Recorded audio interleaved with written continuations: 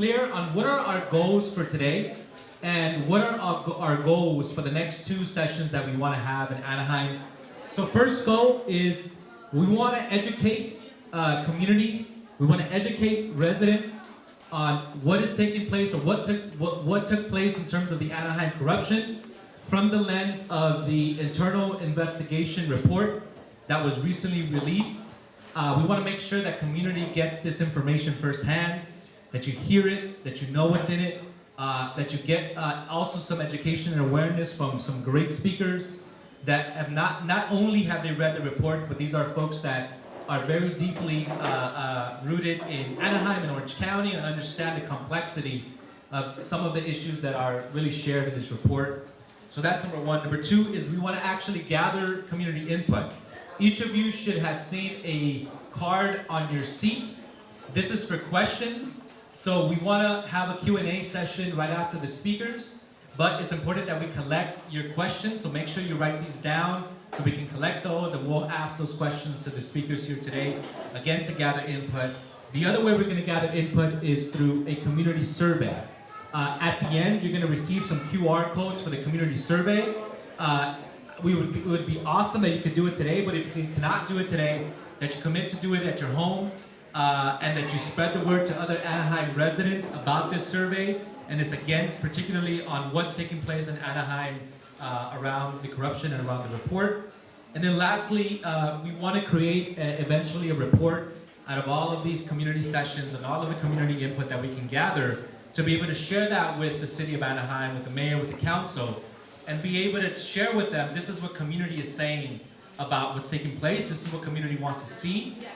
Because right now, we've had a couple of meetings with city council members, and a few of them have said, Anaheim residents don't care about the corruption. Right? And yeah, we also laughed. They said, you know, my residents are more concerned about, you know, where they live, safety, they're more concerned about education. Yes, these issues are highly important, and I'm sure that these are issues that matter to each and every one of you as Anaheim residents. But we told them corruption ranks up there. Because if there's corruption in our city, then it is possible that the resources that our residents need may not be trickling down to them, right? They may be going to other places, as you'll hear in the report, indicated in the report. So I said, no, residents do care about corruption. And we also said, you need to do a better job at trying to gather community input. We have not seen that yet, which is why this is happening here today. So thank you all so much for coming. So with that being said, the agenda for today, we'll have a presentation by our Director of Programs, Marisol Ramirez, which we also have QR codes if you want to access the presentation on your phone. Those QR codes will be coming around. You can go ahead and find it in your phone as well. Then we'll have the speakers panel be able to share their thoughts, and we have some questions lined up for them. And then we'll have a Q&A session followed by a review of the community survey so you can see what that is, and then we'll go ahead and adjourn. So without further ado, I want to present our Director of Programs, Marisol Ramirez.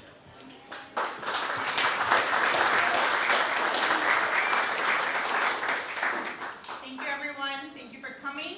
I just want to know also that we do have the presentation in Spanish. And of course, aside from the QR code, we will be having this available in our website, and it'll be across our social media platforms. I also want to share that at the end of the program, we have a surprise for everybody. We want to be sharing something tonight that we will be also developing in Spanish, and we want you to like it, share it, comment it, and spread it. So stay tuned until the end. Okay. That's what we're deciding? Thank you so much. So this report, we're going to go into a few important names that were named throughout this report. This will encompass some of the things that have been mentioned in the report as some of the highlights. Of course, it doesn't include everything that's within this 353-page report, but some of the faces that you see on here. We have our current councilwoman, Natalie Rubalcaba, who was mentioned in the report, our former mayor, Mayor Sadu, Todd Ament, who was the head of the Chamber of Commerce. We also have our current president, which is also up on the screen.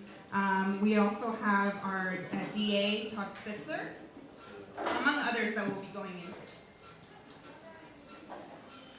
So within this report, some of the things that were highlighted was the outing of the cabal, the influence of the resort community, major conflicts of interest with lobbyists and PACs. We're going to go over into some of the organizations that were mentioned in the report, such as the Anaheim Chamber of Commerce and other nonprofits that were implicated within this report. We'll begin to discuss the highlight of the report, which was our disgraced former mayor, as it pertained to the FBI investigation, the corrupt negotiation deal that took place during the pandemic, the Angels deal, prior to the pandemic as well, the business that was handled through the Anaheim Chamber of Commerce and PACs, and we'll even explore some of the backroom deals that were had with developers such as Greenlaw. So our disgraced former mayor, within the report, was discussed that he was embarking in some pay-to-play negotiations within the Angels. He was found to have been deleting evidence during this FBI investigation. He pled guilty recently to lying to the FBI during this investigation. And within the plea agreement, he admitted to the conduct of mock city council meetings, which would be prepared in preparation to the live meeting where they're supposed to be listening to residents and conducting policy based on resident feedback and their own leadership feedback.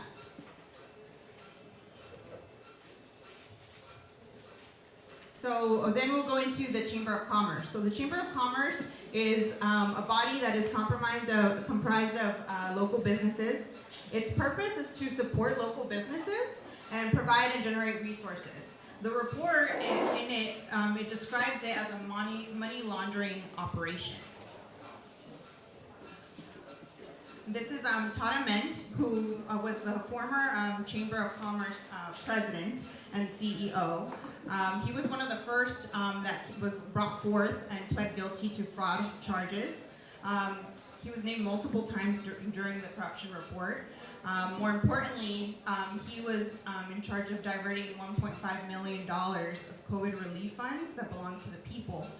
And this money was funneled through the Chamber of Commerce, through Anaheim Economic Development Corporation. Visit Anaheim, which is something that we have been seeing the last few weeks. The CEO, Jay Burris, Todd Ament from Chamber of Commerce, and Harry Sidhu. The investigators determined that a conspiracy between the mayor, Todd Ament, and the CEO, the president of Visit Anaheim, Jay Burris, that Sidhu had directed Burris to divert these $1.5 million to the chamber. So the question that has been had by multiple journalism agencies, such as The Voice, is what happened to that money? It's something that a lot of residents have been inquiring during a pandemic, what happened to that money? So in this, a 2010 ordinance and resolution established the Anaheim Tourism Improvement District. This 2% assessment imposed on hotels would fund the district. The city then contracted the VA to manage ATID. Visit Anaheim funded this agreement with the chamber. And City Council is calling for an investigation audit that was agendized this past Tuesday, and it didn't move forward to no avail. In the report, there's also the discussion of cannabis money. We have a very important lobbyist, Malahat Rafi, on here, as well as Todd Ament, who is the former Chamber of Commerce president. This investigation reviewed a proposed cannabis ordinance in which it was initially mentioned in the FBI investigation that Ament and the lobbyist, Jeff Flint, they were heavily involved with the Anaheim Chamber regarding a money laundering operation. The lobbyist, Malahat Rafi, encouraged from the Earth Cannabis Shop to give $225,000 to the chamber, and with this money, it would cover the fees to pass a cannabis ordinance in Anaheim. So FBI records, they allege that Ament used this money to purchase a home in Big Bear City. Can you believe it?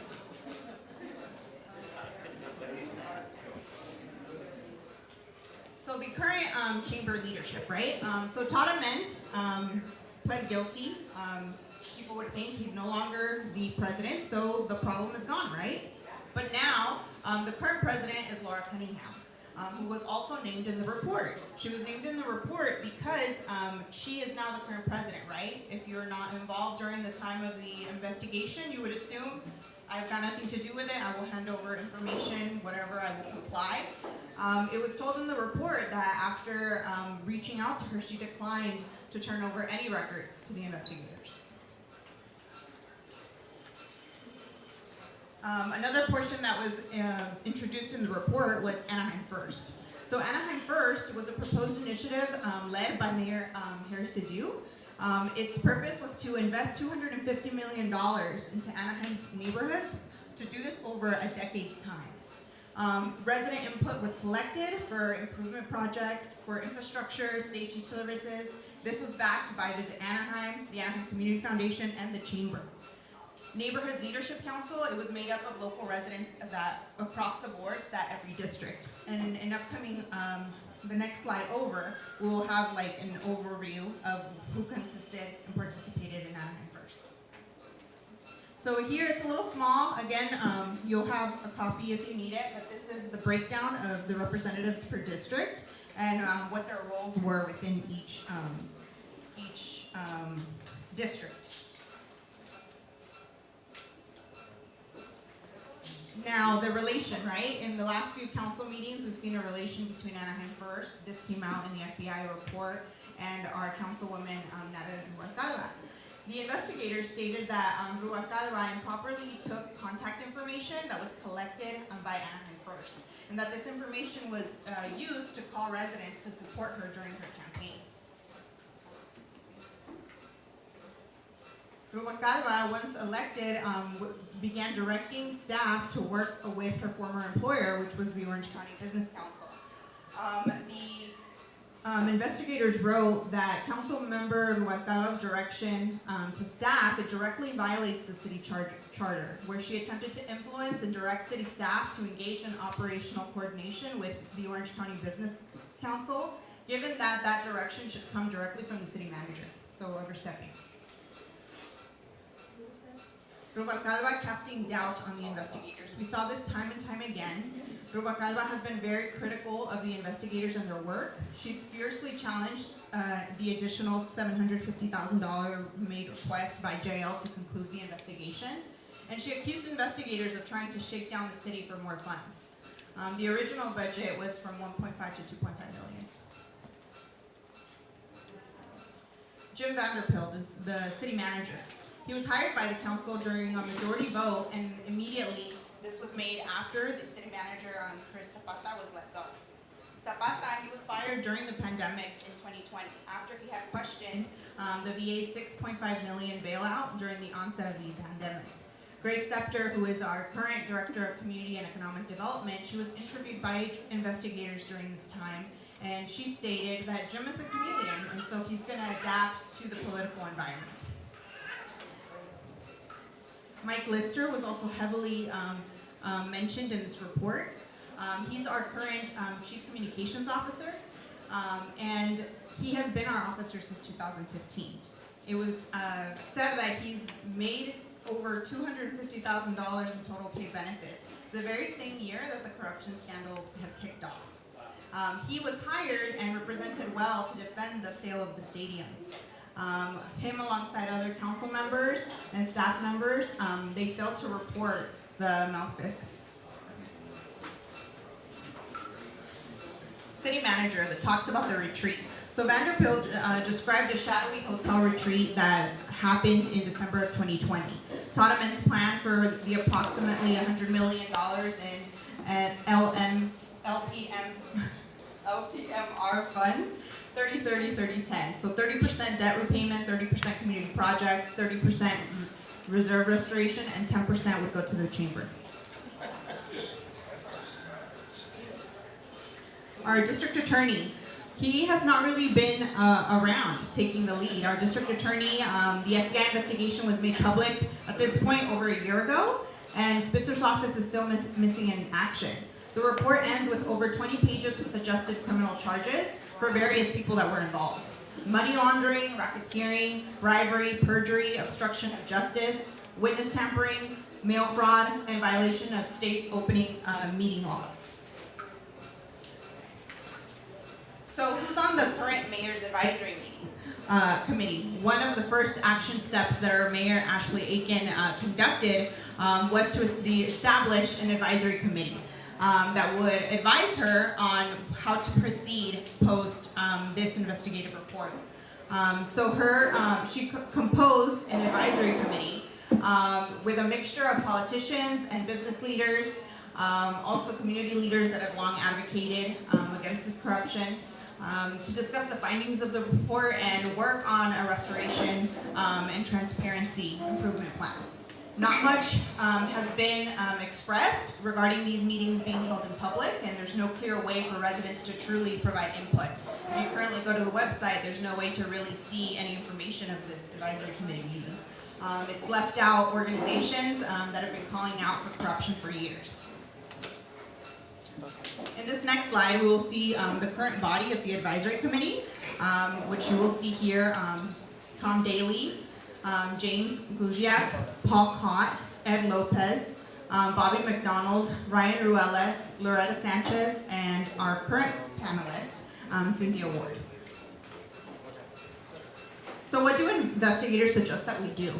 The jail group concluded their report with a list of suggested reforms that the city could take to begin addressing the ethics concerns listed in the report. So a few things were suggested, one being an ethics officer to oversee the campaigns and lobbying disclosures that take place. Overhauling the city's ticket disclosure policies currently, because we were seeing that the tickets for entertainment were very much used in transactions with funders to politicians. They also recommended for subpoena powers and administrative investigations to reform the city's current lobbyist registration ordinance, and for more public engagement on critical issues that specifically shadow the attempted sale of the Angel Stadium. And last but not least, to cut off all public money from the Chamber of Commerce and Visit Anaheim. So, I would like to introduce our panelists. I will hand it over to Ellie. Of course, we went through this presentation quite quickly. We will have this made available for you. Thank you for your time. I will hand it over to our Executive Director, Ellie Flores.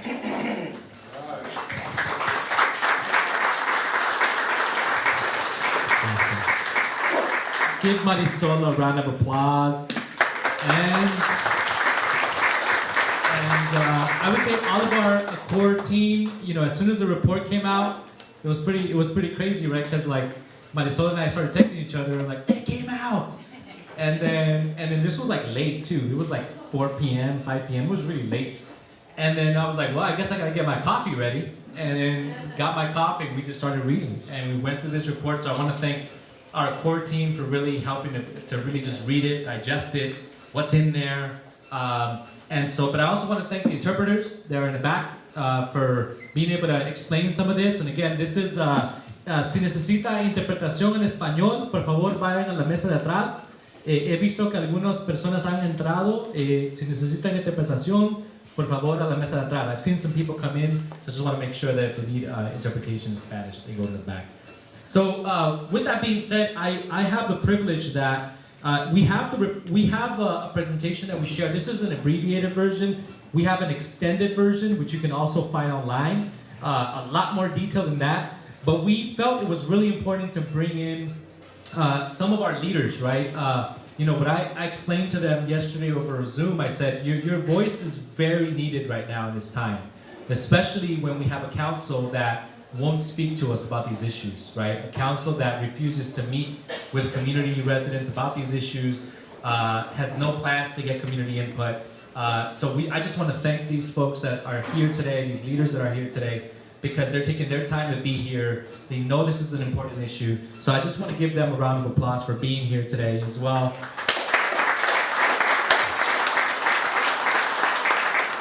So I'm gonna share quick bios for each.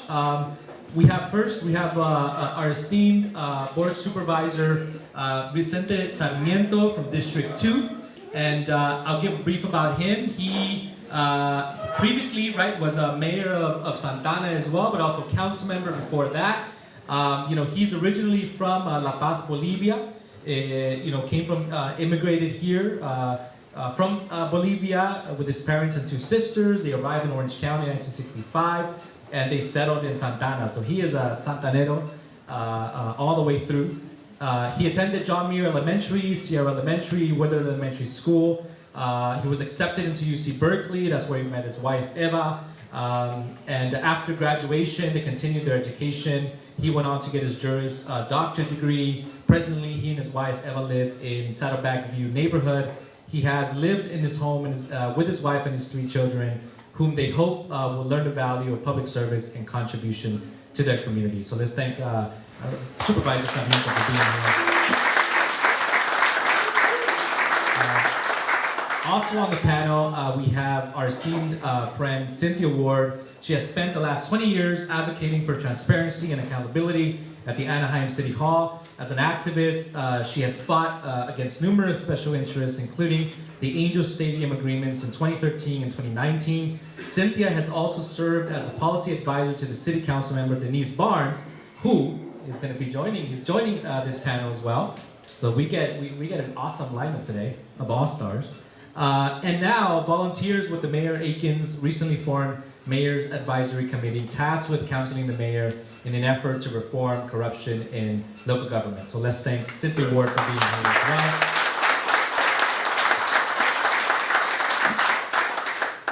Tom Tate, he was excited to be here. We had a Zoom with him yesterday. We've been talking to him all week. He was very excited, and he did have a family emergency that he could not attend.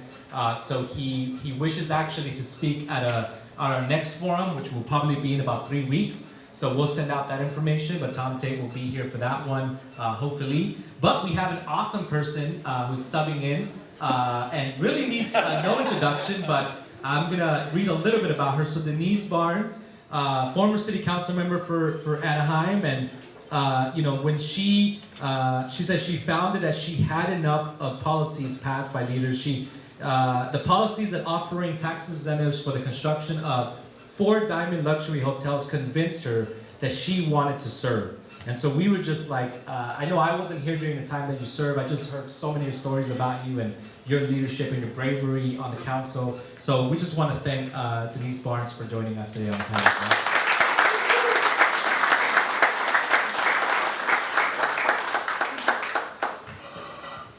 And then last but not least, I think a man who does not need introduction, but I think we should give him one because he deserves all of our respect for being a champion for many, many years. And so Dr. Moreno led efforts to adopt the Sunshine Ordinance in 2017 that has resulted in a stronger, more responsive and accountable local government.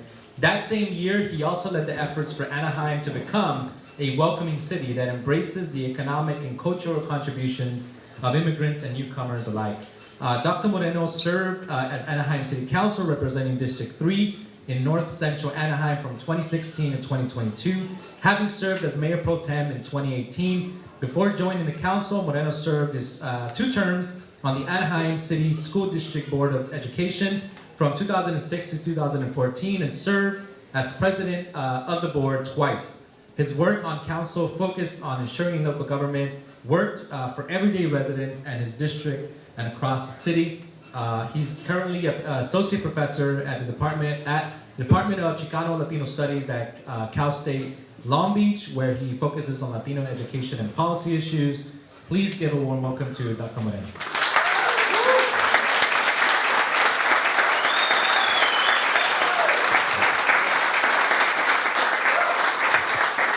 And I'm sure. District elections. Yes, he was the leader in fighting for district elections. So I'm sure I voiced this, but we wish you were back on the council. We wish you were mayor. So we just thank you that you're here and that you continue to be a champion. So thank you so much for being here. And so I want to begin with some questions for the entire panel. There's a microphone right there. It's handheld there. We'll have to share that amongst the speakers. If you could test that for me, Supervisor. 1, 2, 3. Can you guys hear me? Awesome. All right. So, and I also just want to share before we start, we invited all of the current city council members and their offices and their staff. We invited the mayor and their staff. We said, come out and hear, come out and listen to the community. A few of them said they had conflicting activities, conflicting events. A few of them had personal things, and then we did not hear from 2 other ones. So we'll continue to invite them out to these, right? The goal is that they are elected officials. We want them to do the right thing. We'll continue to work with them towards that. And so we'll continue to invite them out to the other forums as well. First, they had to get a lawyer. Yes, probably. But I was gonna talk about a rapper right now. He was like lawyer up. But anyways, so with that being said, I have a few questions for our panels, and then I'm gonna direct some questions specifically to them. Have your cue cards ready. We're gonna collect them right before the Q&A session. I'll announce it, and then I want to go ahead and bring those up here to ask a few questions to the panel as well. So the first question, and I would love to see if we can share this question across the panel, is what insights can you share with the community about transparency, accountability, or corruption issues that you have seen as an elected official or a leader working closely with local government? And I want to pass it off with Supervisor Sarmiento, if you can help us with beginning in this conversation. Sure. And before I begin, I just want to say thank you to all of you for hosting us here. And thank you, Eli and Marisol and Kennedy Commission and OCCCCO. But more importantly, all of you, because this is, I think, where you'll be able to engage with the way I think the council should have engaged with you much earlier on. So to the extent that, hopefully this will be a space that we can hear from you as much as you can hear from us. And I want to say that I feel like I'm the outlier on this panel, and I want to pay a lot of deference to those panelists who are here next to me, because they've actually lived through some of this with you. And for me, I guess, to the question, as now supervisor and former mayor of Santa Ana, what I see as an outsider are very similar conditions, right? So we know the corruption that you're experiencing here that has you all outraged is something that's very similar to what residents in Santa Ana have been living for many years. And I think that the roles are interchangeable because representatives, council members, mayors will come and go. Special interests can be traded out. You can trade out, the resort, folks with the POA and police officers unions in different cities. So we experience the same dynamic, and that's why I think stepping back from this, I think when I was, just thinking about the conversation we were gonna have, this is really a systemic problem, right? And it needs systemic solutions, because if we fall down the path of scapegoating one person or scapegoating one issue, it's really not going to address the underlying problem of undue influence. And that's really what we're experiencing here. My experience in Santa Ana was very maybe unique because we had law enforcement there, and it was very difficult to fend off law enforcement. We know the POA had a role here in the whole corruption scandal, but over there we didn't have a Disney. We didn't have hotel owners. We didn't have resort industry there. We had, and we continue to have to this day, a police union that is very heavy-handed and wants to dictate who is making decisions. And that's the real danger, is because when you have any special interest trying to dictate who it is that are making decisions, you know that they're going to be favorable, showing preference to those that helped you get into office. So if you see the trail of those who either endorsed you, supported you, funded your campaigns, sometimes almost exclusively, you'll see that. For me, I remember coming on as a new council member in 2007. I ran in 2008 and 2012.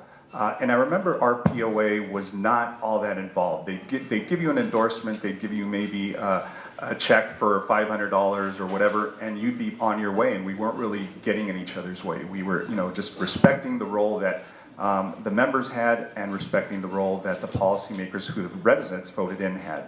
So there was that mutual respect. There was a change in approach in about 2015 when a police union president came onto the Santa Ana Police Union and led it in a very, very, very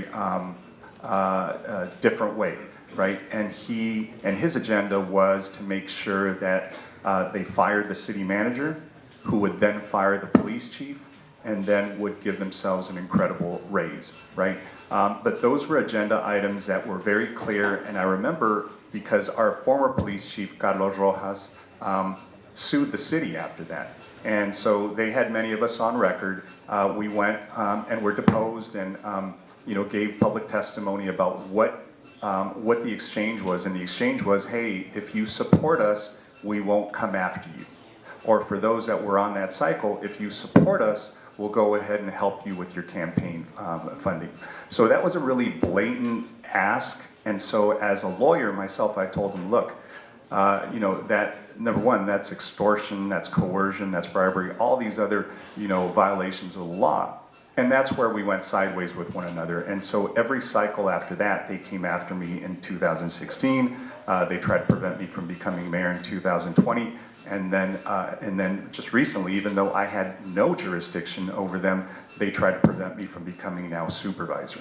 So, I guess, sort of the moral of the story is once you make that enemy stays with you and prevents you. And, I have tremendous respect for former Councilwoman Barnes and former Councilmember Moreno because they lived under that same harsh treatment to the extent that not only did they not want them to come back into office, but they wanted to silence them during the conversations. So that's how heavy-handed these undue influences can be. But for me, when it's law enforcement, what they do is they dupe the public and say, if you're against them, that means you're not supportive of law enforcement or you're against public safety. And that's a very, very tough argument to overcome. How do you say, the way they're playing is unfair, is wrong, and they're violating the law, but yet they're the ones who are supposed to enforce the safety in our community. So it really becomes a tough argument. I've been very fortunate that I've been able to overcome that. In my most recent, election for supervisor, the deputy sheriffs invested over $500,000 against me because they knew that they were in alignment both with with the Santa Ana Police Union, with the Anaheim Police Union, and all the others within my district. So I think thanks to people like you in our community, I think we were able to see beyond what that was, which was trying to find somebody else who would help them get a better contract, have better conditions, and really dictate what the public policy was, which was something that is vested in you as the public. You are the ones who are supposed to determine who's on whatever deliberative body, whether it's a city council, whether it's a board of supervisors, or anything else. But those are my personal experiences that are very similar, even though the players are different, even though the faces are different, but the dynamic is no different whatsoever. It's a systemic problem that when somebody funds your campaign, you have a debt that you have to repay. So that is the relationship. It's a quid pro quo. It's very easy to see. You see who is defending certain policies, who's trying to make sure that there's transparency, there's openness in it, and when they see that you're somebody who's trying to fight that corruption, you become an enemy, and number one, you're either going to be silenced, you're going to be defeated in the next campaign, or you're going to be recalled. And a colleague of mine, a former colleague of mine on the city council is experiencing a recall right now as we speak. Her name is Jessie Lopez. She's a council member who's probably been the hardest working council member I've ever served with. But because she stood against the policies that they were proposing, they spent over $350,000 just to gather signatures. That's not even in the election. So that's how vicious those attacks can be. So to the extent that you're all living it right now and we're all living it in real time, I'm really glad to see a room of people that care, because those are the only things that are going to change what we see as systemic problems.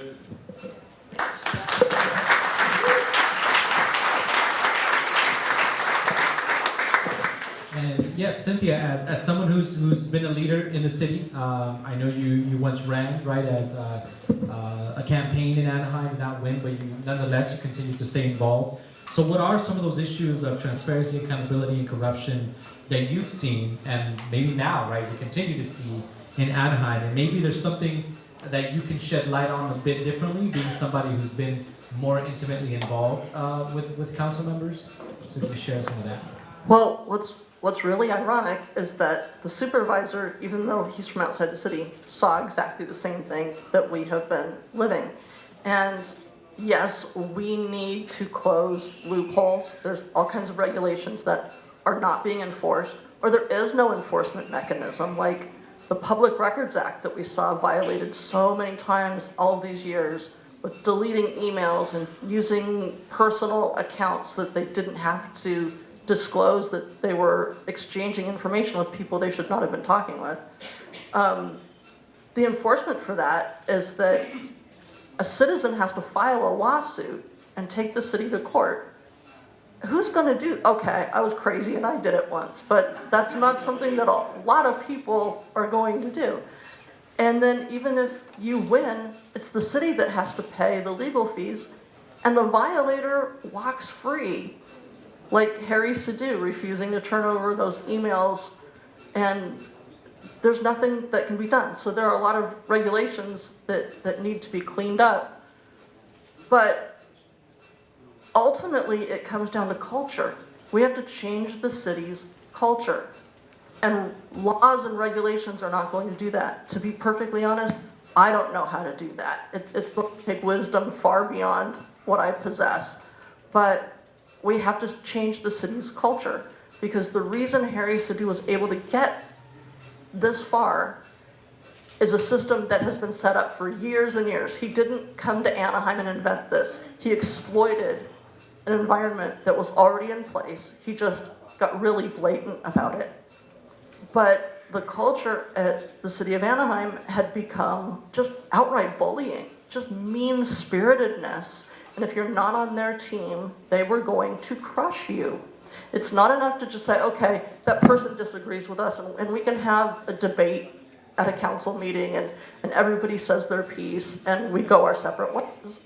It was, no, we're going to crush them, creating policies to keep the council majority, like these two fine leaders, from even being able to put things on the agenda to help their own neighborhoods. That's a culture. That's a culture issue. And what we need to do is change that culture. Once upon a time, Anaheim was a different city. The Anaheim way used to mean something very different from hire a lobbyist and buy your way in. And how do we create an environment where Grace Stepter, if you've read the report, we had some staff members that put everything on the line to step up and tell the truth. And I want to send Grace Stepter a fruit basket. Like, I want a parade for some of these people. Really? How do we create an environment where that's the norm, where those people are the standard for city staff? Because once you get that level of integrity that says, yeah, Mr. Lobbyist, no, I'm not going to have a meeting with you because you're scummy, and I serve the people of Anaheim. If you can do that, you shut out the lobbyists. So I don't know how to impose that kind of a cultural change, because it's not something that laws and regulations can do. But ultimately, that's what we're going to have to be looking for. Thank you. And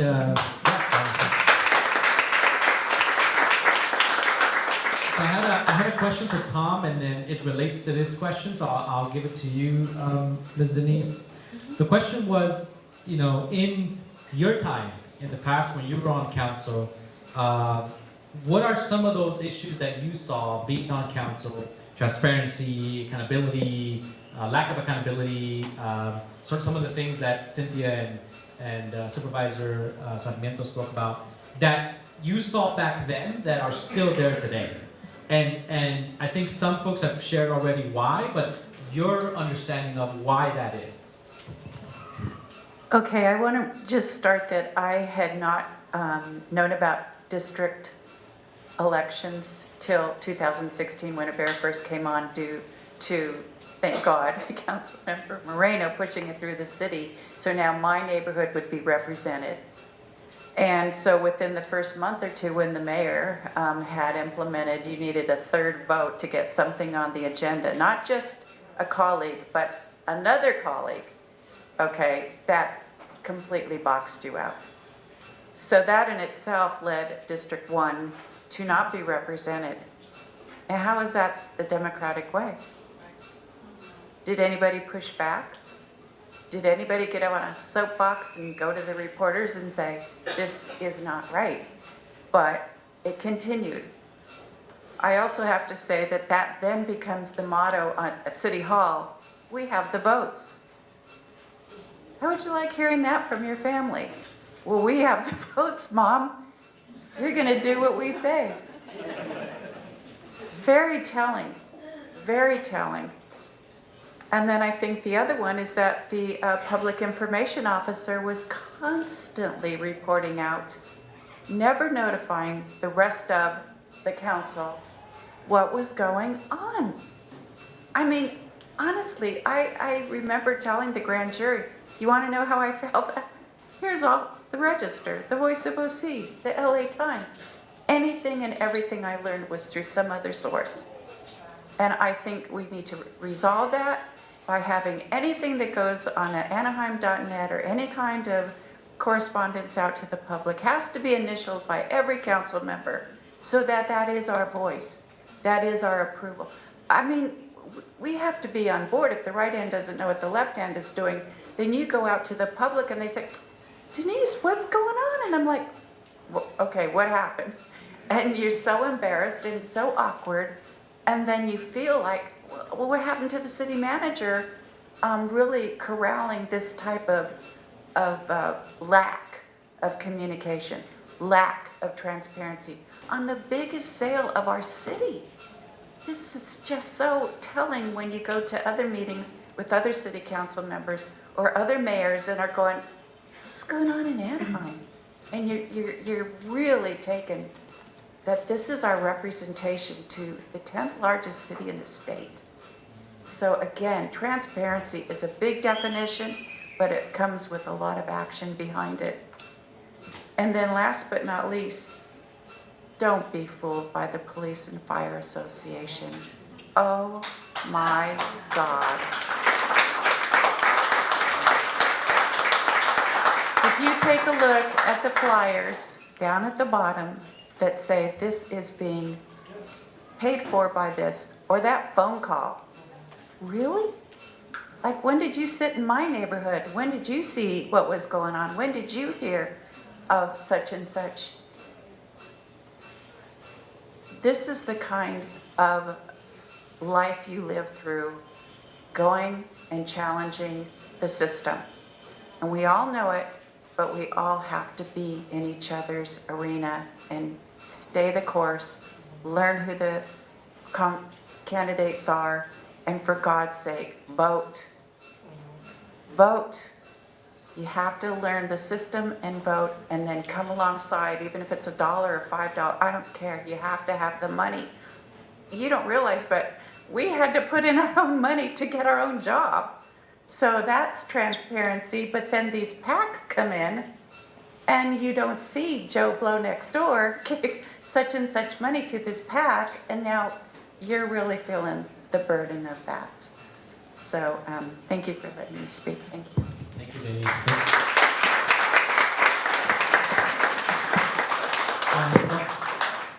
Dr. Moreno, I would like to ask you also about issues that I know you experience in council around transparency. I know you fought hard against the Angel Stadium sale, but I'm also wondering if you can connect it back to what you understood in the internal investigation report, and what might be those things that I know we went over some things, but what are those things that just really stuck out at you and you said, wow, yes, I lived that, I've seen that, or maybe things that we are also not fully understanding because the report can only sort of shed so much light, right? And there's so much more, I'm sure, and you know, there was efforts to conceal some of that information from different entities. So if you can sort of speak to that a little bit, transparency, accountability issues that you saw, but maybe connect it to the report and what really stuck out at you and what you really want people to understand about what's in the report. Buenas noches. I don't know why I'm nervous, but I'm nervous. I guess it's almost, is it real, right? Is it real?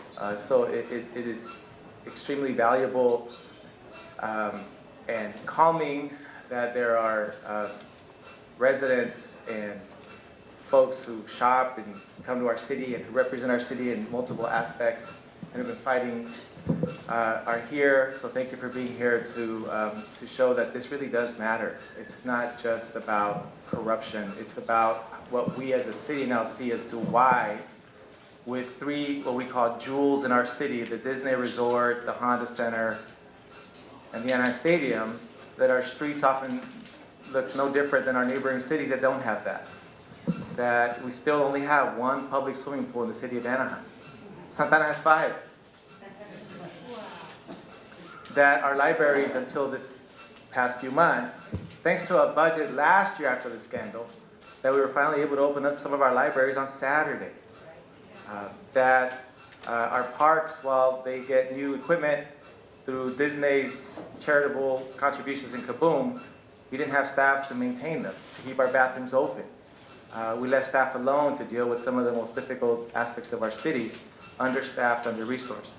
So it means a lot. The consequence of corruption means a lot. Beyond, of course, that little thing called integrity and values and character that we want our children, that our schools work so hard to inculcate with our children. So what did I see in terms of transparency and accountability that relates to the report that might have been missing? And I think we've already touched on some of it. So this self-proclaimed cabal, which is a term I'm not really happy about using because it does have a history to it amongst those who are of Jewish descent, how that was used, but a shadow government. And that folks can now see what Denise Barnes and I and others who have served, Mayor Sarmiento, when he was on council, and he was a minority there with a previous mayor that played the same game of pay-to-play politics, is that you sit with staff and they know you don't have the votes. And so the decision's already been made about whether staff's going to actually support or recommend something that they agree with you on, but they can't recommend it publicly because that's their jobs, their mortgage. They get threatened, they get beaten up. As a council member, to try to reach out to other council members to work with them on collaborative projects. When Denise Barnes and I were in the majority and we would reach out, Steve Fessel right away wanted to collaborate. Others wanted, Lucille Cream collaborate right away. As soon as we became part of the minority, they wouldn't even talk to us. They wouldn't respond to our calls because there was no need. And I thought for a bit it was personality, that maybe just Denise and I don't rub off the right way to them. And that's what happens in this, is you get gaslighted to feel like you're doing something wrong, you're not respectful enough, you're not following the rules of conduct of elected officials. And it turns out that they couldn't talk with us because there's no justification to what they were proposing to do or support to do, because as Mayor Aiken said, they were wind-up dolls. They were rehearsing or they were being given scripts well before the council meeting at conference rooms. And the city manager, I'm convinced, was part of that. Convinced, because I would sit with him and he would tell me, you don't have the votes, so I'm sorry. This is the way it's going to play out. So that means he knew. He very much knew. He should have whistleblown. So the process of accountability becomes really tough because you try to call it for the dice, but then there's mailers that come out. There's a blog that comes out. There's select stories in the Orange County Register that, because they depend on some revenues from Disney and the Angels for advertising, that sometimes the voices get diluted and almost make you feel like something's wrong with you. And certainly we saw that with those of you who come out regularly, the gadflies as they called them, that would call it out consistently and they would gaslight you. So for me, just to conclude, this report confirmed and affirmed, are you paranoid if they're really chasing you? And they were really chasing us. They really were making decisions about our city outside of the public's eye. There was a shadow government, unelected, heavily funded by Disney. And that's what I would like people to know. Do not allow our council, do not allow the blogs, do not allow others to frame it as an individual actor's bad apples. It's a culture. It's a culture. The other night, Steve Fessel said we should rotate the mayor. The mayor's become too influential. That's not the problem in Anaheim. The problem in Anaheim is that a lot of money comes in to control the mayor's seat, which Tom Tate fought against, and he paid the price for it in terms of his own, how they attacked him. But they pay a lot of money to control these seats, and that's the culture of pay-to-play politics. So to me, that culture is funded. It's a funded culture of corruption and pay-to-play politics, and there's two forms of corruption that I've witnessed, and I'll end with that. One is to straight up greed. Tyler Mann, greed. Jeff Flint, greed, money in their pockets. Harry Sadu, perhaps. He was arguing for money for his campaign to get reelected. Perhaps to get other contracts for his businesses somewhere else. So perhaps there was also money. But there's another form of corruption that we saw the other night in great display from Steve Fessel, and that we saw in great display by 5 members of the council, and that's moral and political ambition corruption. Some council members They would love to stand up to Disney and to the resort interests here in Anaheim, but they want to run for the Assembly or the State Senate or for governor or for Attorney General or for Congress. So if you upset the folks at the local level, these are big players at those levels as well. They won't support you financially to run for the bigger offices. So you hold off and you do as they say. Maybe not everything, but you do as they say. The other is some of us like to be at the table. Some of us like to have titles. Some of us like to have influence. Some of us like to have the front seat at an Angels game. So we get corrupted through our own want to be a part of the cool kids, as Tom Tate often said. So they then just do whatever they're told as wind-up dolls, so they could be important and they could get reelected, and that's their ambition. But the ambition is rarely in that culture that of ambition for people and what we were elected to do. So that's what creates these problems of accountability and transparency, is what I saw in the report. And lastly, the people who are acting and who acted and enabled the mayor are still in place. The city manager, the Chamber of Commerce, council members funded by the very interest, and of course Disney looks like they may escape the microscope, and I hope we don't let them escape the microscope.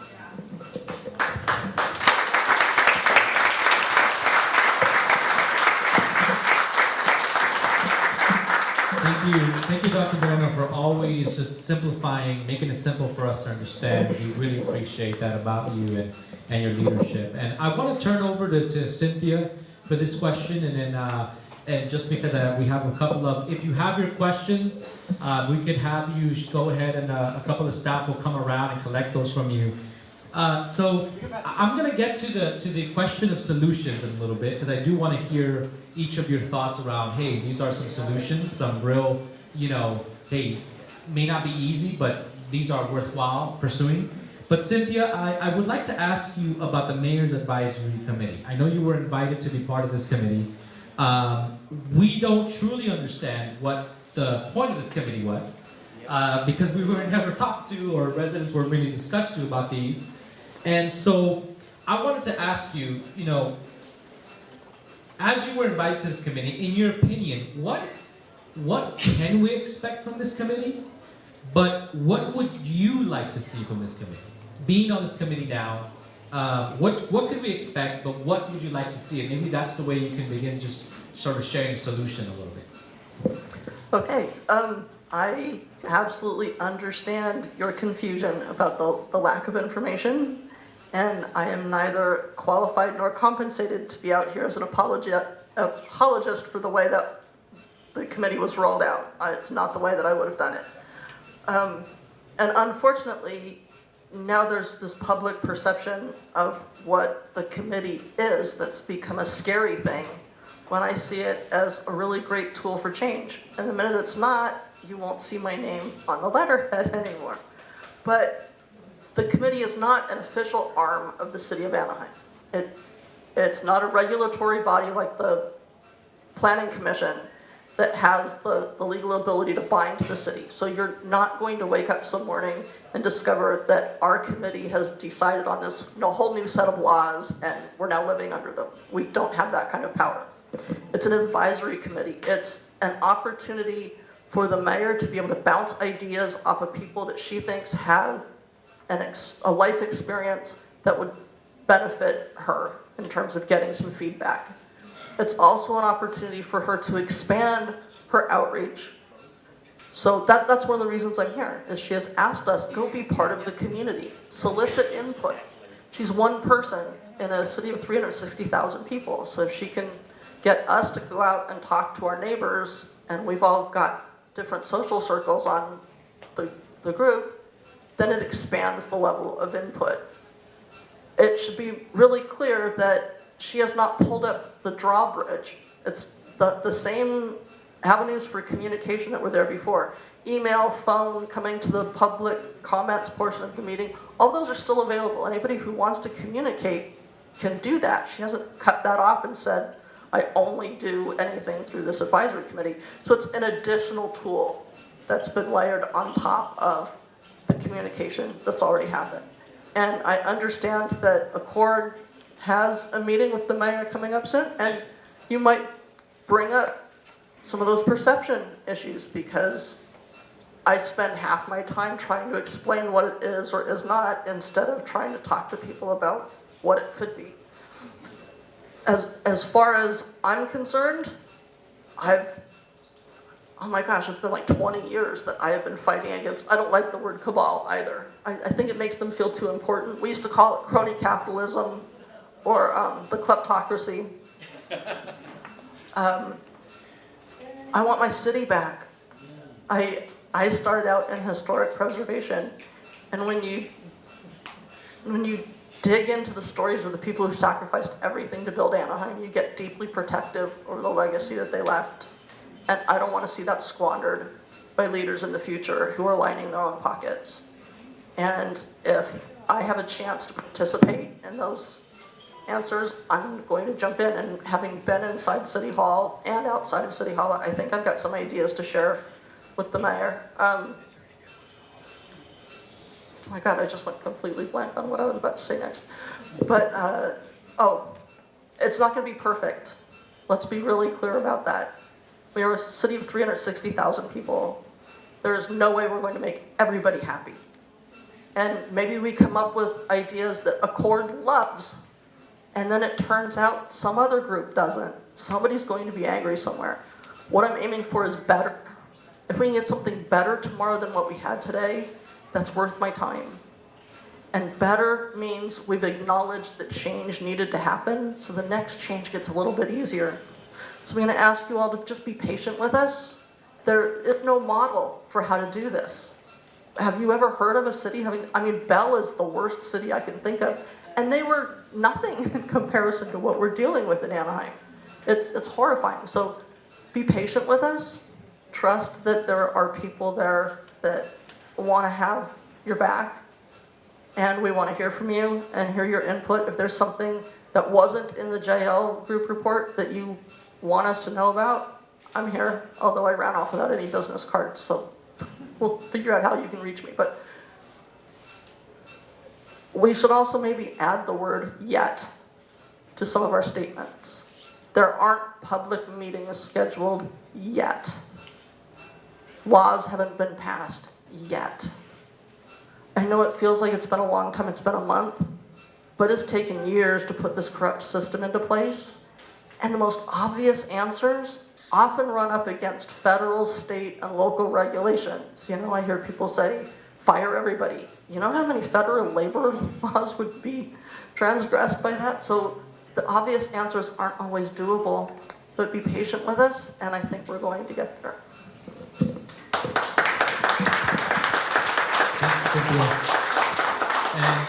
And for as long as you can stay in there, Cynthia, and we'll continue to meet with you and talk with you and conversate. And Supervisor Sarmiento, I would like to give you this next question because I think it's something that Cynthia sort of shared at the city level, right? Like it takes time.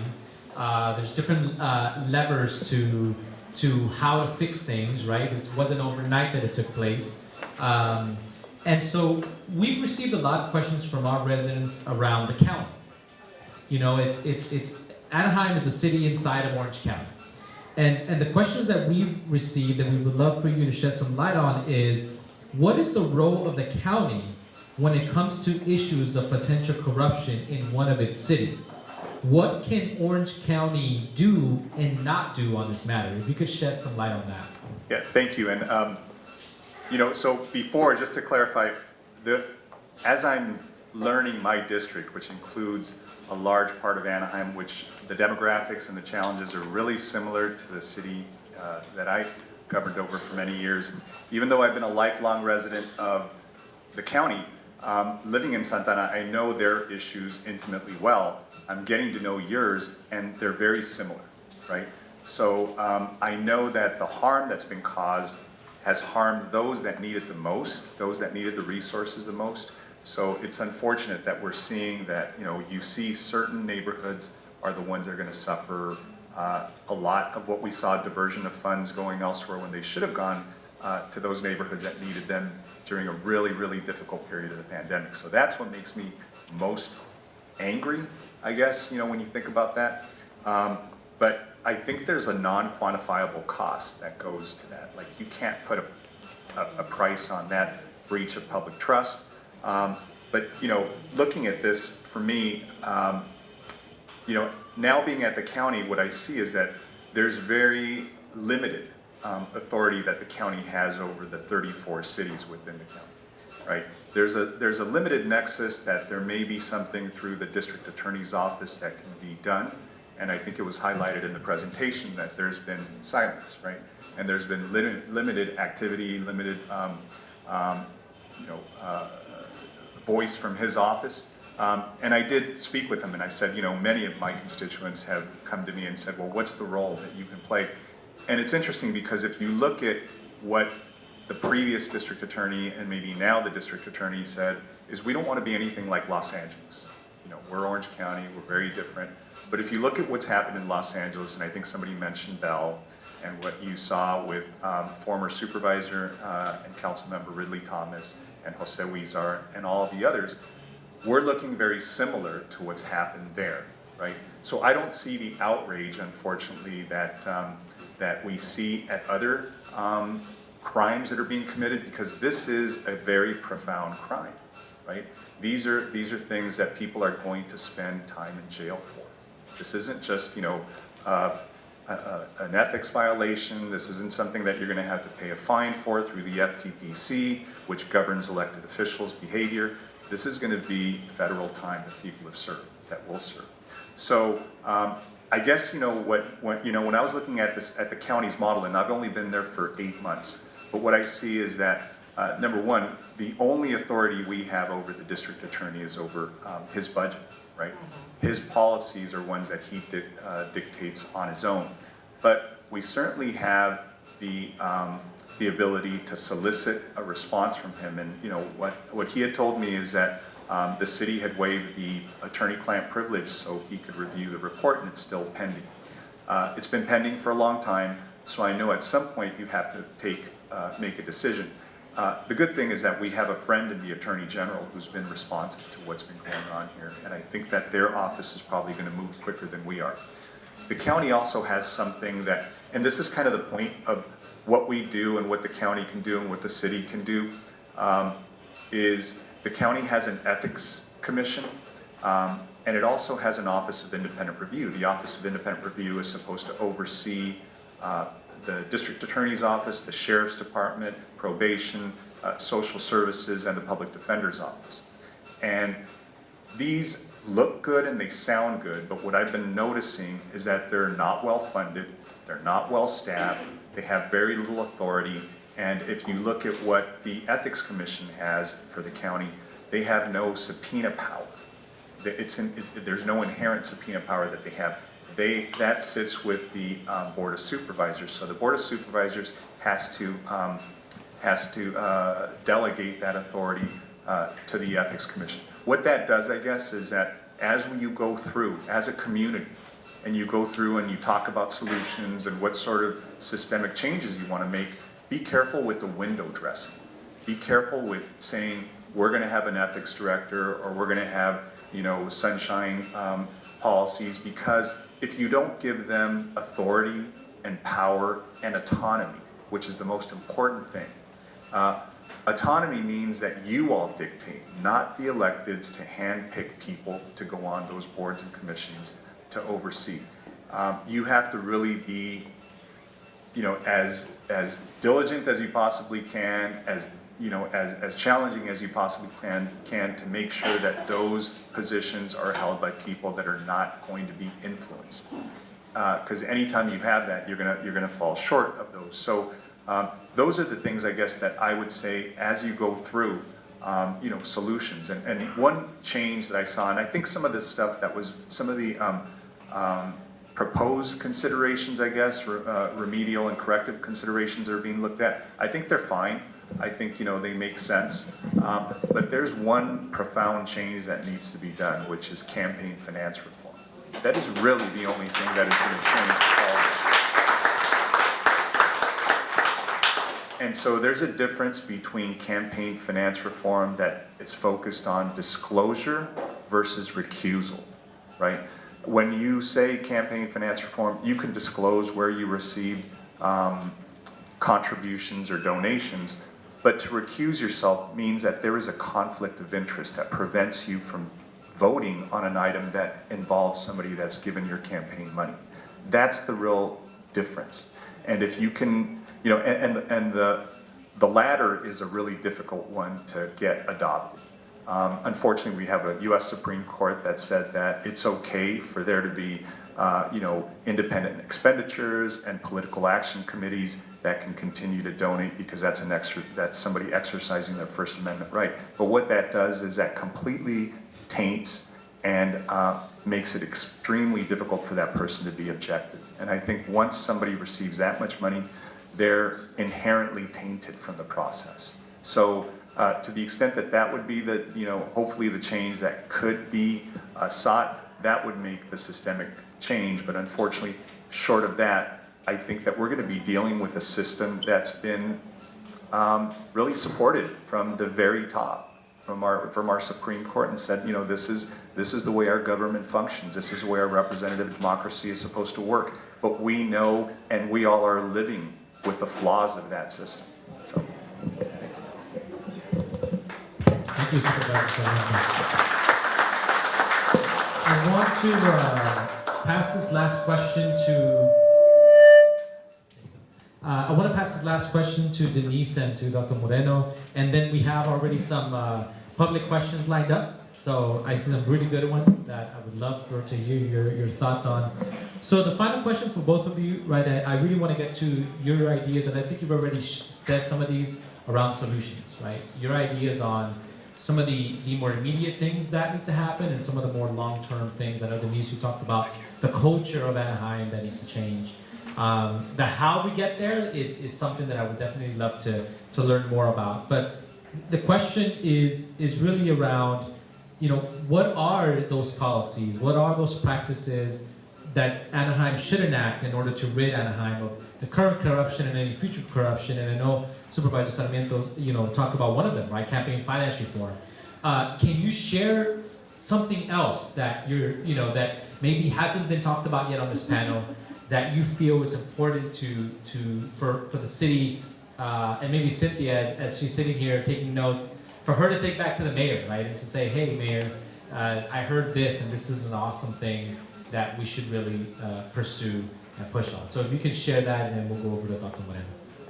Sure. I, for one, like to bring up that each city council member be given classes or courses for Council Person 101. You go in as a resident. You're representing your neighborhood. Now, do you think you know what a lobbyist is? Do you think you understand the Brown Act? Do you think you know what an ad hoc committee is? Do you know how to solve homelessness? Do you know how to get rid of graffiti? I mean, honestly, you are dead in the water unless you've been exposed to your city at some point in time, either through church work, any kind of fundraising, any kind of thing that where you might be exposed to the players, quote unquote, in the city. So you're talking about the nonprofits, you're talking about developers, you're talking about the sports industry, you're talking about your neighbors, you're talking about senior citizens, you're talking about health, transportation, nutrition.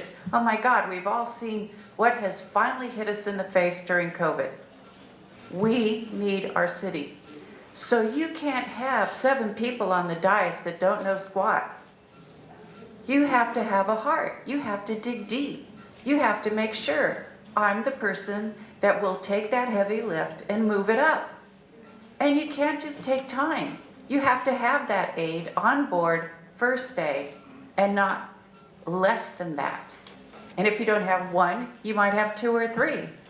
I mean, honest, this is a heavy lift. But you can't pretend that you know everything when you don't. And you're going to get the phone calls and the emails, and you're going to see, how do I begin to understand the world of Anaheim? Now you're going to have the special interests over here taking and calling you and wanting to see where you're at. What's the temperature on the council? So you have to know who all those players are and the developers, and that's the PAC money. Those are the ones you might say, well, I'll hold you over here because right now I care about people. I need to care about my seniors and food and transportation and hotels. And oh my God, the first year it was 300 people on Beach Boulevard in hotels after we got them out of the riverbed. Now tell me, where are you going to get that support from? And you have to imagine the county is also on your side, but all you're thinking is Anaheim. So the county has to be your best friend also. Look at those opportunities, resources, clinicians for police, find and learn what is homelessness, find and learn the laws, and then learn how to make policy for that. I think the other thing is understanding your colleagues. So right off the bat, you have 6 other people you're trying to get to know. What are they all about? What are they doing? You can't work in a silo. You have to be very congenial. You have to be very flexible. And in the meantime, you're still hearing your residents, what are you doing? So in order to move the needle, you have to be all in. I don't even know how other people did it because they had a full-time job. But it's not. As Cynthia can tell you, she was my aide, but she was my policy aide. I had another aide that was there day and night. Oh, all these tickets to this event or that event. Oh, all these meetings, all these ribbon cuttings, all this, your world is spinning. And you have to be able to grab that apple with all you've got and push forward and have good, qualified aides that are there, stellar aides that are there to bring you up and pull you up in your community and see where there's this vision and stick to it. None of these little galas on the side and things like that that pull you in because they're all sexy. No. Keep your convention tickets for another time. Do something different, but please be just committed to your job. And a lot of it is the players. I'm going to say that.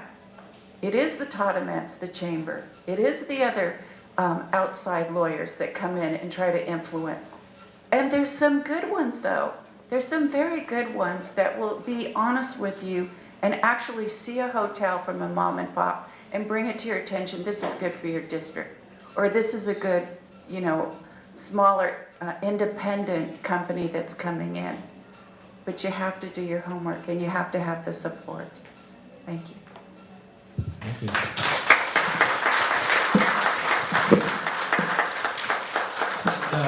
Speaking of qualified aides, we took one from Dr. Moreno.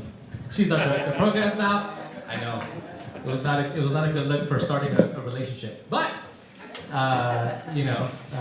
she's doing an amazing job. But Dr. Moreno, to you to close out this portion, and then we're going to have some questions. We've heard already some solutions, right? We heard some things that can happen. What do you think needs to happen, probably sooner than later, if there is anything like that?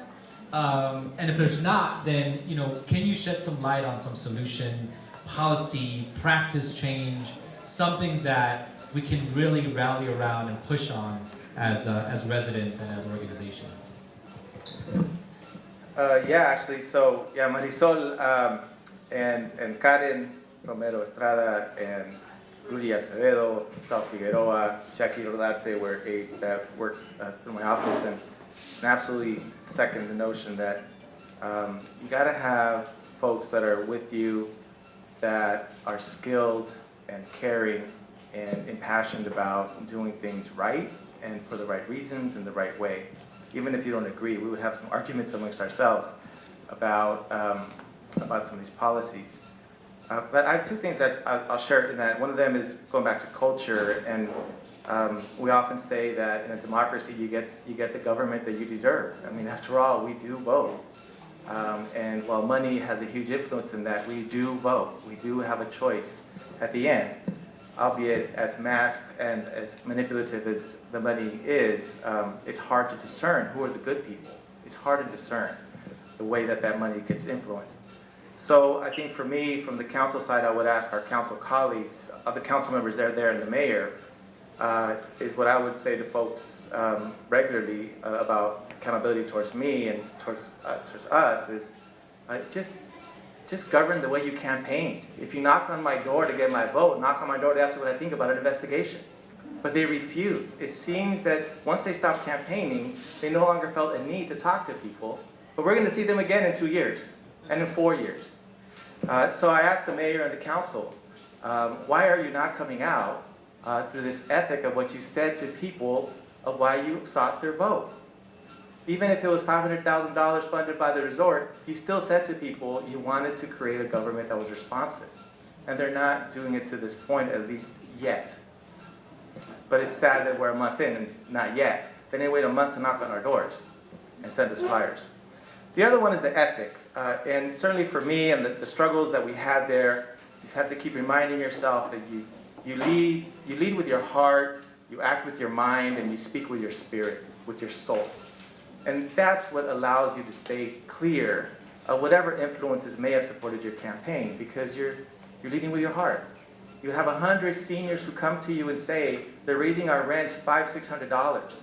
And your response to them is, well, let us check with the owner to see if he's willing to provide some support, rather than some rent stabilization. You have folks that come and say, you're building a project of 42 townhomes right in our backyards that is way too big for our neighborhood, and none of them are affordable. And you say, well, you normally would have 10 minutes of public hearing time, now you have 3. Thank you for coming out. And then we tell people, why don't you come out? Why don't you speak to your government? So I would ask again our council to, again, lead with your heart, act with your mind, and speak with your soul. In terms of policies, I'm going to have to defer a little bit with my good friend, my Santanero buddy, who's an Anaheimster now, our supervisor, who I think he's absolutely right. Campaign finance reform is the necessary but not sufficient remedy right now. It's not sufficient. It's not the only tool, but it's necessary. Nothing else matters, in my opinion. Nothing else matters. The city manager's bought. Why? Because he knows if he doesn't support the 4 votes for the resort, he's out. Chris Zapata experienced that. When you stand up to a corrupt council, you're removed. You serve at will. So that won't work. A strong city manager model won't work if money still influences our decisions. Our debates at council were not really debates. They were just performative exercises where at some point Denise and I were talking to each other. They wouldn't even respond anymore because they knew there was nothing to respond to because they would not be able to justify their decision. So it was a tactical decision to no longer respond to questions from Denise and I, to the point where Trevor O'Neill said, I'm not going to sit here and be cross-examined. Because I simply asked him, can you share with us the rationale for the policy you're proposing or the rule you're proposing? I don't have to answer to you. Well, of course not, but give us the reason. So campaign finance is fundamental. It's necessary. If this council doesn't do it, we've lost a huge opportunity, and I would just say they just go into the bin of history of every other council that didn't have the courage to act on what was fundamental to our democracy in Anaheim. And I'll just take 30 seconds to outline something that we should all be making them feel very uncomfortable. That's the only way these things happen. They have to feel uncomfortable. If they don't vote the way of the funders, they get brought into a conference room and they get told, you will not get our money for your next election. They're made to feel very uncomfortable. You will not be invited to Disney's candlelight event in December if you don't vote with us. They're made very uncomfortable. So we have to invite them to coffee chats, we have to invite them to community, and make them feel uncomfortable. That's what they signed up to do.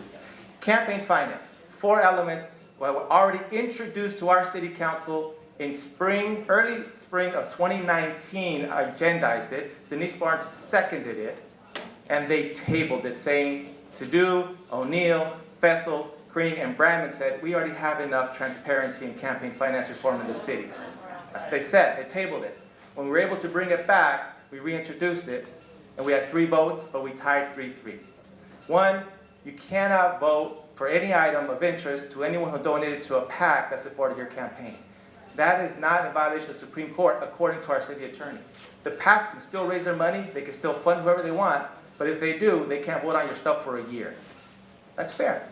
It's fair, right? And according to our city attorney, it's legal because Justice Scalia, that crazy progressive, back in 2011, according to our city attorney, opined in a Supreme Court decision, elected officials do not have the right to free speech, so they can regulate themselves. We're not regulating the donor, we're regulating the ability to vote of a council member on the interest of a donor. So Disney, if you want them to vote on your project, don't put any money into it and just let the project pass on its merits, not because you bought it or you got to wait a year. 2, you cannot raise money for your campaign until the year of the actual election. Harry Sadu opened up his campaign for re-election in 2018. The next day after the election, he opened it up for 2022. So as he meets with project developers, guess what they're thinking? If I give him money, which we know Tata Men said, if you want to meet with the mayor, you got to give him money to his re-election campaign. Our current mayor already has a re-election campaign committee opened up for 2026. I'm not suggesting anything, I'm just stating facts. We have to stop this. Because if you already have campaign fundraising going on while you're governing, that lends itself to a bad optic, if not to the corruption. Third, if you loan yourself money for your campaign, which Harry Sadu did, $150,000, you have to pay it off within 6 months. What he was doing was he was running campaign finance, give to his re-election committee, and give to his debt relief. That's bribery, and I'll say this, and I'll finish with that, my apologies, and I'll go over. Bribery is, if I want you, Jose, to vote for this project, here's $5,000, can you please vote for my project? That's bribery, right? We all understand that. With this debt work of campaign loan debt to settle debts, I can go to a fundraiser, somebody tells me, go to this fundraiser and give a $5,000 check to the Jose Moreno Campaign Loan Debt Relief Fund. So you make the check to that campaign committee. That campaign committee makes a check to Jose Moreno for my bank account. That's bribery, ladies and gentlemen, by any other rational. So we have to say, you have 6 months. You have 6 months to settle the debt. And so if we do that, I think that'll allow us to really freely and with trusting ways believe in other reform efforts that are being had. Steve Fessel already voted for this proposal, as I just said it, twice. Mayor Ashley Aiken, as candidate, came and said, I urge the council to support Moreno's ordinance, Clean Up Anaheim Act. She told us to vote for this. Carlos Leon came to the dais and said the same thing as a candidate. Vote for, support this campaign finance proposal. Now, Tubalcalba, community meeting, when I was asking the community, what do you think about this? She said, I support that. That's 4 people already. This isn't Brown Act, I'm telling you what they publicly said. So there's 4 votes, yet it hasn't found its way to the agenda. You have to ask yourself why. If there's 4 votes and they're public. We need to pressure them to agendize it and put an up or down vote on the way it is and don't dilute it, as the supervisor said. It's not disclosure. It's not disclosure. It's about recusal. Thank you. Thank you. Thank you all. Let's give a round of applause for all of your awesome contributions.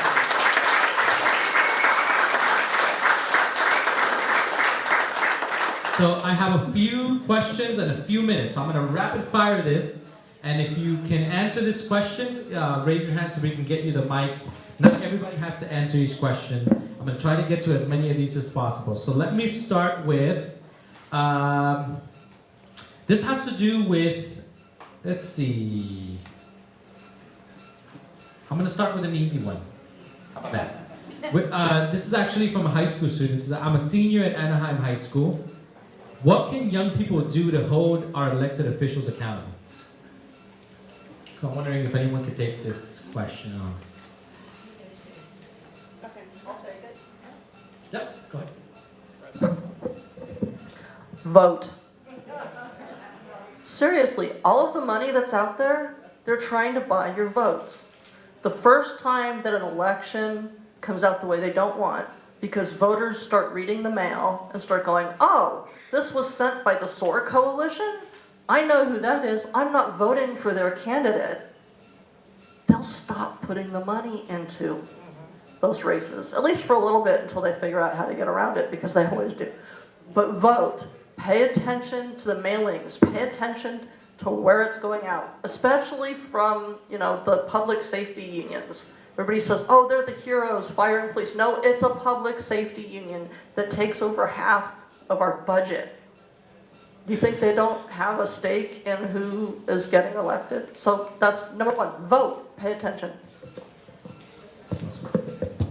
Just one follow-up on that is that, during my time in Santana, in the 2 years that I served as mayor, we probably got more done than my predecessor did in his 26 years of service there. So it was really, the youth, but I also want to include mothers, of people who lived in really difficult conditions, 2 or 3 families living to a unit, that helped us adopt the only rent stabilization, rent control in the entire county. And that was born in the community, and that was born because of young people saying, we can't have our families live this way. So the only thing I would compel, the youth to do, because they helped us adopt a really robust affordable housing policy, immigrant legal defense fund for families who are undocumented, premium pay for frontline workers during the pandemic. All these progressive policies, police oversight, were born with them and looking at their future, but they were relentless in coming to meetings. And that's part of it. But the other part is to go see those who are allies on the council. Right? Go visit those that you see are receptive to it so you can sit down and talk to them about policy.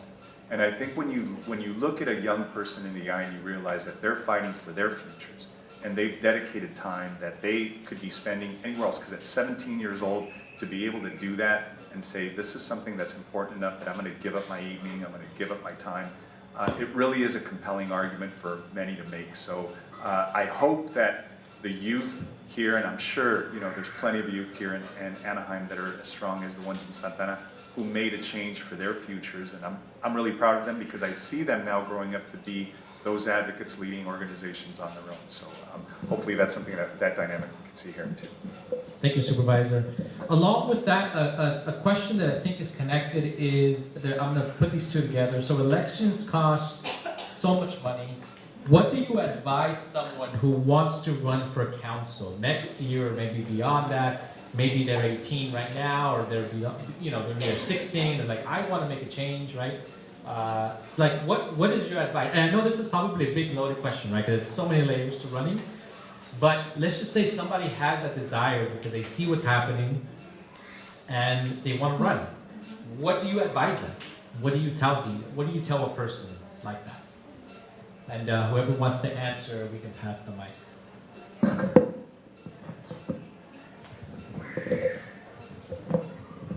Do it. Do it. Unless there's someone running you can vote for. If there's someone running you can vote for, then jump on with them and support them. But if you're going to run a place like Anaheim, actually I would argue any city, you're going to run against a special interest. You got to figure out, and talking to people in the community, who those special interests are of your city. We just happen to have very high profile ones that put a lot of money. And Tom Tate often said this. He says, you don't need a lot of money, you just need enough money. So people will ask you, do you have a lot of money? Well, I have enough to get at least a message out. But it really boils down to starting early, talking to people about the issues. If you see them, as you see them, if it resonates, and building up with youth and families a record of commitment and advocacy with them is what I would do. And if you're already doing that, then you should really think about running it. It really matters. That's why we fought for district elections. It only takes 5,000 votes, 5,000 people to vote for you. It doesn't take 25,000 like it used to. So I would say that, and to the young people in particular, the way you can influence what we do, because a lot of us can't vote, be it by age or by immigration status or residency status, but you certainly can influence social media. You certainly could create a buzz about candidates. You could certainly create a buzz about the mayor or the council members who are not doing what you think they should be doing, or those who are doing it. You can create a buzz. All of us can, including our families in our different languages and our social media. So the social media process and viral can be really helpful in candidacies, but also accountability. I just want to add one or two things. I would definitely say, please be sure you're in it to win it. Don't go half-hearted. Don't go like, well, I think about it, because really it'll affect your life for the rest of your life. And you have to have a spouse or a significant other that's all in.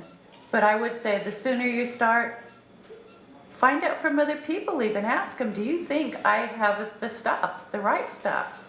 And you might even say, I want to start my own campaign. I think I need you're going to need a whole bunch of people, a treasurer, advisor, someone that you trust. So you're going to have a circle of people that really believe in you.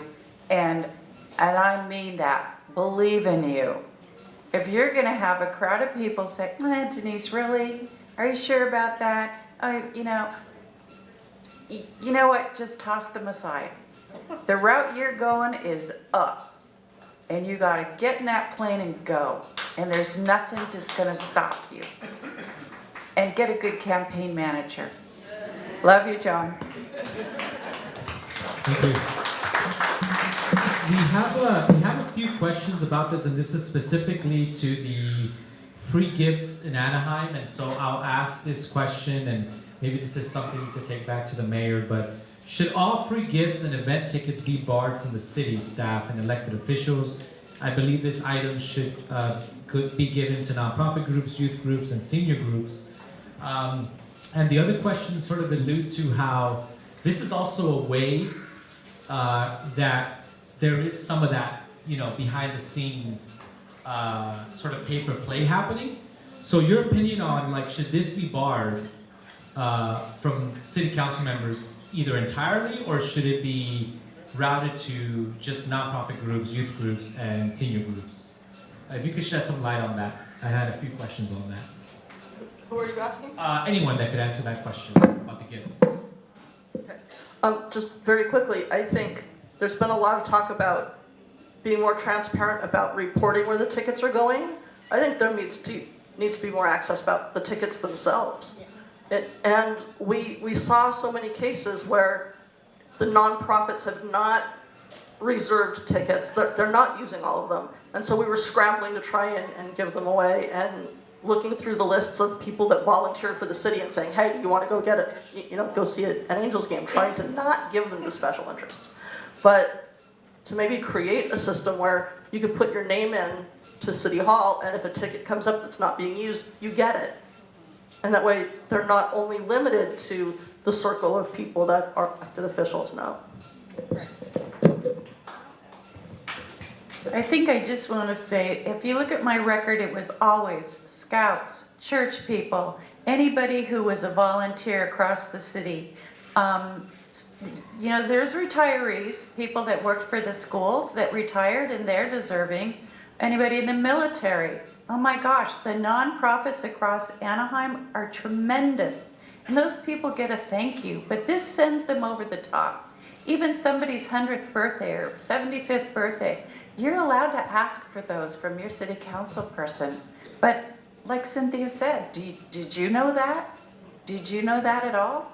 And there's a lot of tickets that do go to employees for special events. But again, with the city's budget, I think it's a good kudo, but to make a practice to the same people all the time is just totally uncalled for.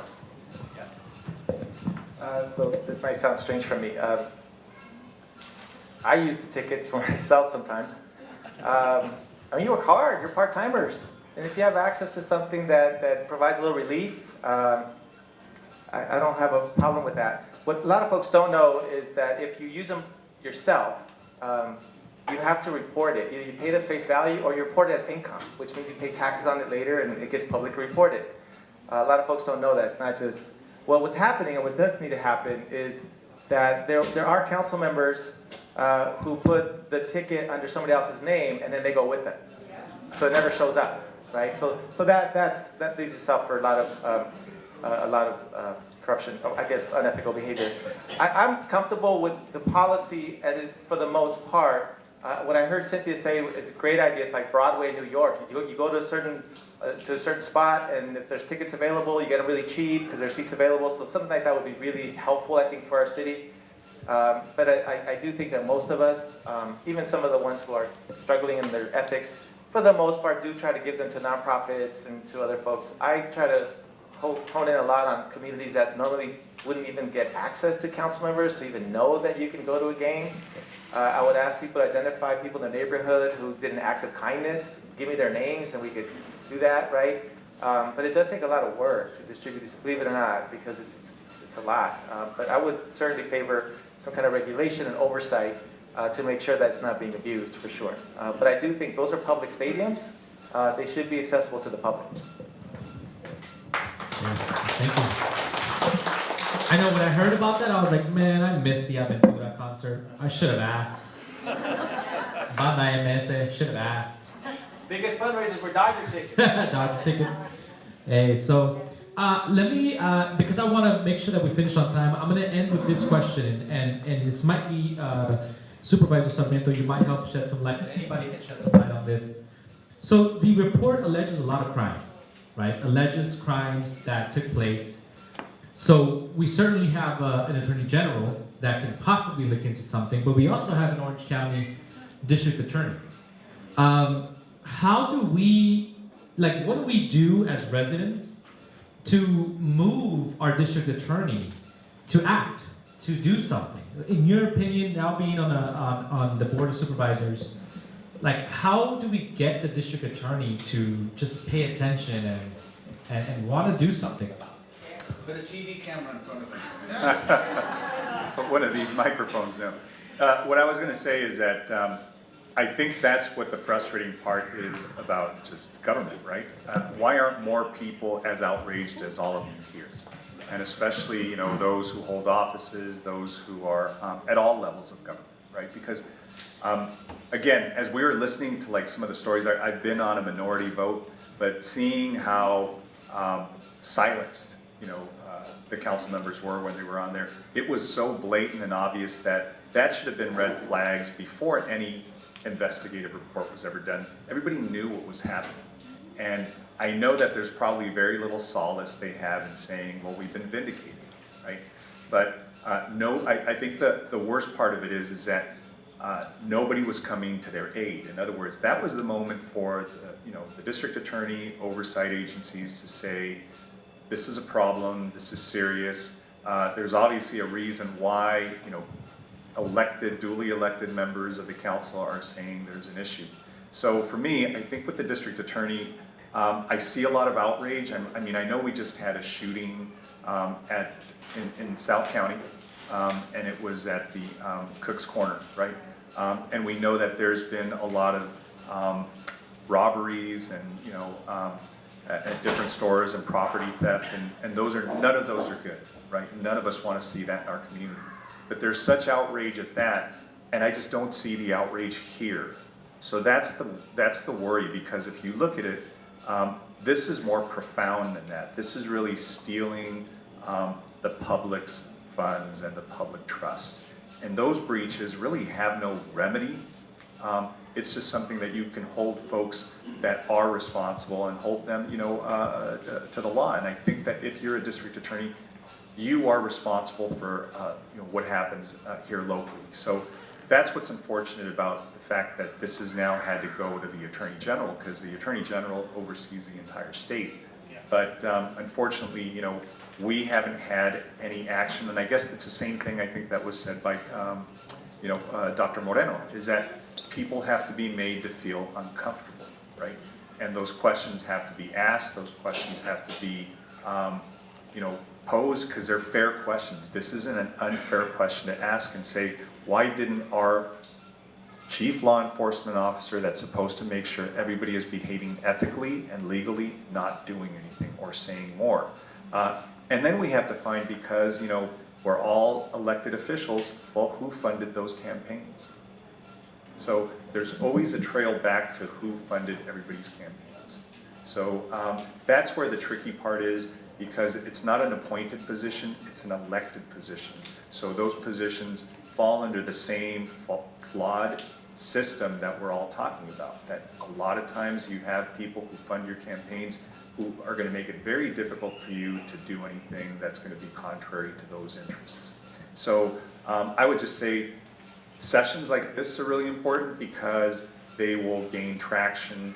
Hopefully there'll be a series of them, and more importantly, I think the fear that people have, well, the hope that people have that have been guilty of doing these things and enablers, is that you're going to get tired, that you're going to get fatigued, and this is going to go off the cycle and something else will come up and you'll forget. That's the hope, right? The fear is that you continue to build momentum. And I know that, I'm the eternal optimist. I just hope that this is the beginning of this conversation and not the end. So.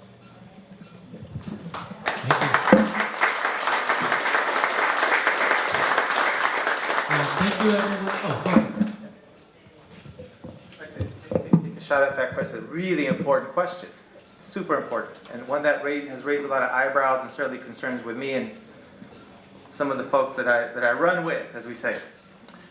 One is there's the state and then there's the county, but I would like to see our mayor and council directly ask our city attorney to investigate. What the report clearly showed was a violation of our lobbyist registry ordinance that we passed and that last year we strengthened with a 6-month to $1,000 fine. It violated. So it has teeth to it now. And I'll give credit to Councilman Valencia at the time who said, let's strengthen this. And FESOL agreed, the council with unanimity. So the city attorney can be directed to immediately investigate violations of our lobbyist registry ordinance.